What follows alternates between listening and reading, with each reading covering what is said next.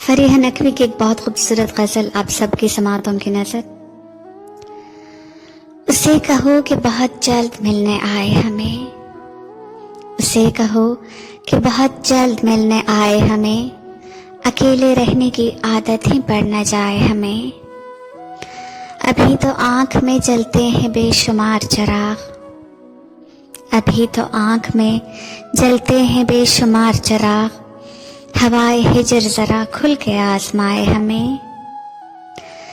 हर एक की बात पे कहता नहीं है दिल लबैक, हर एक की बात पे कहता नहीं है दिल लबैक, पसंद आती नहीं हर किसी की राय हमें।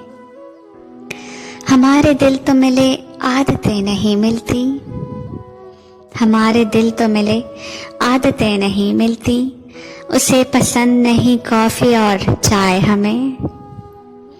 हमारा नाम तवज्जो जो खींच लेता था, हमारा नाम तवज्जो जो खींच लेता था, सो लोग अपनी कहानी में खींच लाए हमें।